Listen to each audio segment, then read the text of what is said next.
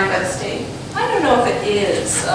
This is sort of a Matlet largesse, you know, kind of, oh yeah, you've got two clumps of heritage trees. One of them is the Clinton Corners. The other was someplace else. I don't know where it was, and I thought it would be great to... I've never heard that phrase. So maybe just say significant trees. I don't know. Yeah. We can, you know, so that gives us the option. So We have a definition for specimen vegetation, right? So, yeah, I have that. Might fall under specimen vegetation in the definition. what's that? It might fall under specimen definition, specimen vegetation. Well, Or size, it's hard to tell. that was a question about especially heritage trees, but also just big, great trees. So talks about American elms and American Yes, chestnuts. that's. Yeah, but those are like specific kinds of trees. What about a plain old beautiful big beech? But we never asked them to mount, we never asked them to mount. Yeah. The other thing is under the permitted residential uses, you had changed them because you didn't want to get the zoning involved. I'm a little concerned that C and D, multifamily dwelling structure and multifamily dwelling project in R20, we've actually, page 6. Thank you. 1603, permitted residential uses, C and D, both referring to multifamily dwellings in R20, which are special use now, and you're making them by right, and I am concerned about that. I would rather leave those two as special. I don't, because I think this then makes conservation development not so density neutral, because it actually gives a greater incentive for multifamily than there is before, and I think it still ought to be. Well, I think that's one of the major faults of our town ordinances, is that it doesn't define what the rights of the property owner are. So I'm in favor of these things. Anytime we can list what the rights are, I think they should be listed. So, because it prevents the tyranny of these boards, inflicting their will on the property. Well, I would like us not to be changing special to yes at this point.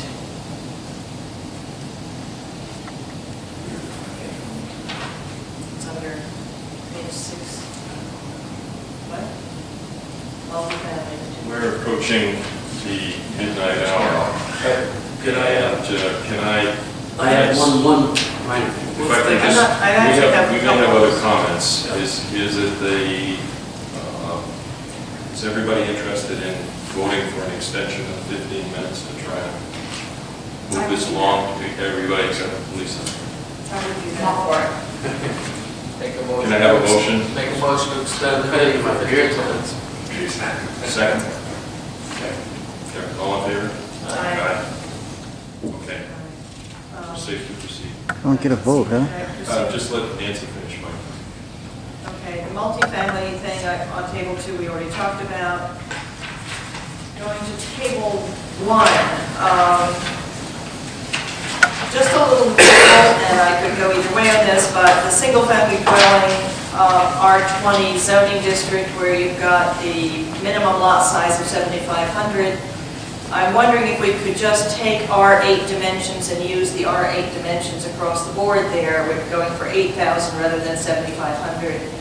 It's hardly going to be noticeable, you know, it's like only dogs could hear, that sort of thing. But it sort of defines the spacing as similar to what we already have in another, since it's R20, then it wouldn't make it any more dense from the neighboring neighborhood, which is recommended. Yeah, that's a good point. So that would be one thing I'd like to do. I think the only other question I have, and I guess I'm wondering, you're calling lot dimensional requirements under 2 household dwellings, it's 20,000 square feet for the lots, but then the property would have to be this other size, which would be dictated by our current code of 40,000 square feet, I think. So I guess the word lot versus whatever the whole property is confusing. I'm wondering if we...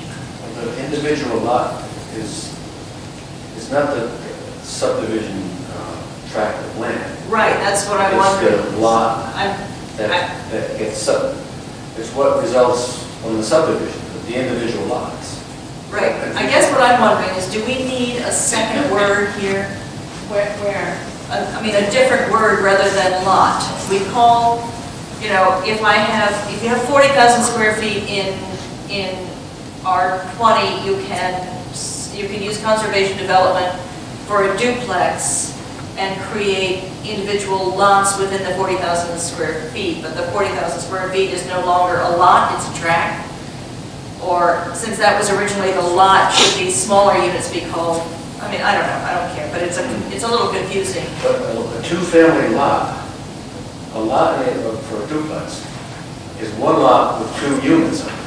I understand, but the whole tract is what I was thinking a lot was. Oh, Because the 40,000 square feet is a lot, and you're gonna, you know, no. Yeah. and now you're gonna subdivide it into, It is separate lots. what's that?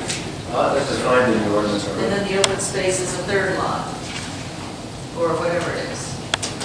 So it's, okay, so you're subdividing Depending on what you determine. a to big do with 40,000 the square foot lot into a housing lots and open space lot. Yes. Okay, all right. Then it's the same. We have the definition of lot, it's Lot. already in the Yeah, in the zone. yeah. Lot is already defined in zoning. Right, but I got confused as to what lot was being talked about with this 20,000 square feet. But I think it's after the subdivision process. Correct. Right. Yes. Not what you start with, because we had just voted that duplexes would be 40,000 square feet to start with, minimum. But these, that you're talking about in a conservation development though, which is why the lots are reduced in size.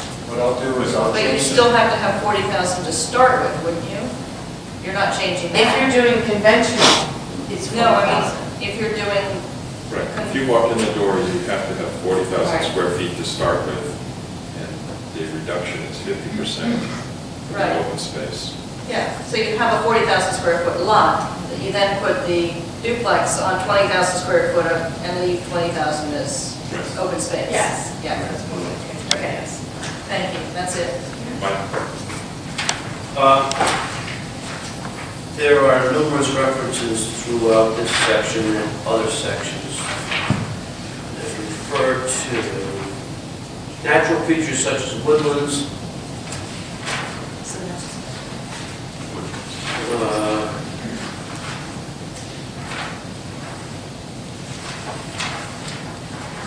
agriculture, habitat, or forestry.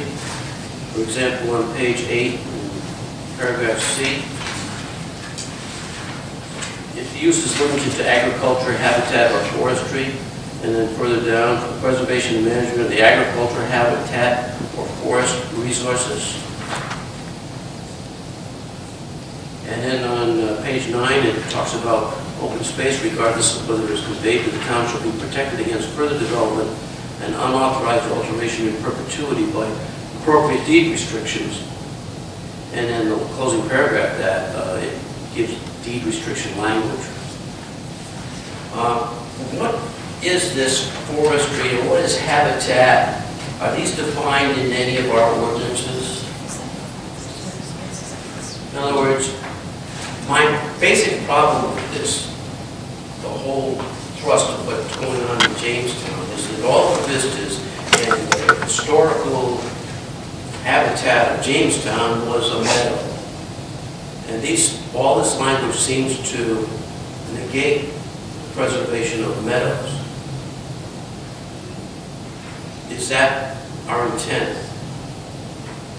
And then we talk about managing woodlots, and we talk about forestry, and we talk about habitat. Does habitat have a definition, or is that whoever's sitting on the current board? Habitat can do grassland or field habitat just as easily as wooded habitat.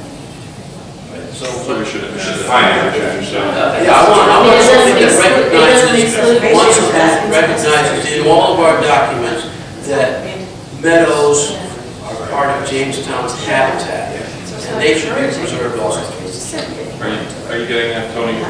We need a definition. On page 4, Mike is suggesting that in Article A, that we insert the word meadows before woodlands, so that we're not just talking about wooded lots, but we're talking about preserving meadows.